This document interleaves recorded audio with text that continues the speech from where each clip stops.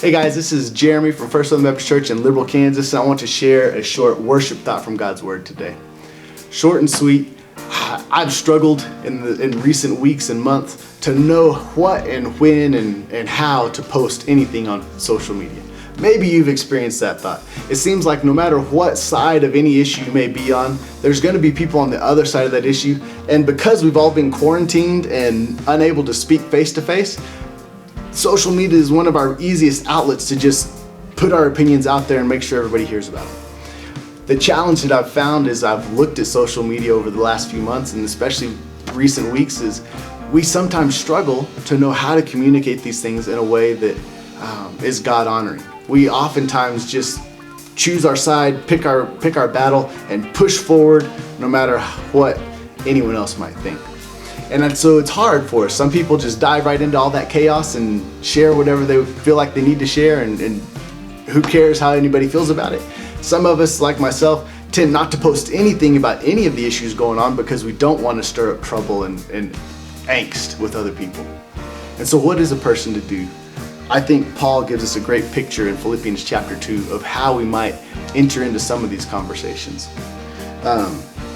Starting in chapter 2 of Philippians, verse 1, says, "If then there's any encouragement in Christ, if any consolation of love, if any fellowship with the Spirit, if any affection and mercy, make my joy complete by thinking the same way, having the same love, united in spirit, intent on one purpose. Do nothing out of selfish ambition or conceit, but in humility consider others as more important than yourselves. Everyone should look out not only for his own interests, but also for the interests of others." And so this is what I want to challenge us all with today.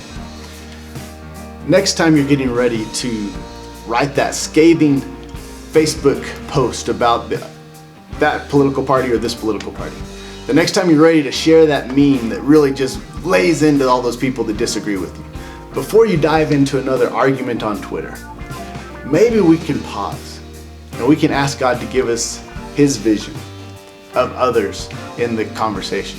Because what sometimes I think we fail to recognize is, on the other side of whatever argument or political position that you want to take and stance on is another human being. A human being who was created in the image of God and who Jesus Christ gave His life to save from their sins. If we would pause and think about that, like Paul says here in verse 3, he says, "Do nothing out of selfish ambition or conceit, but in humility consider others as more important than yourselves."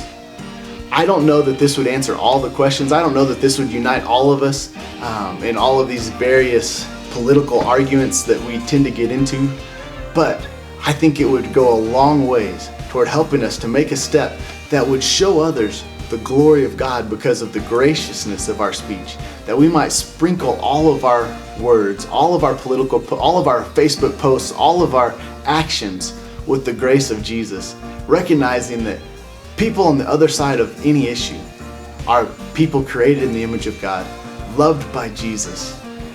He gave His life for them.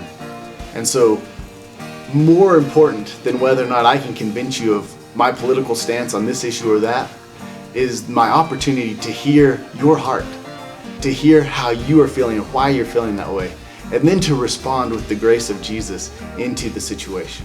It might not fix everything, but I think it would be a great step in the right direction. So let's go forward from this week, have an opportunity to love others in all of our words, deeds, and actions. See you next time.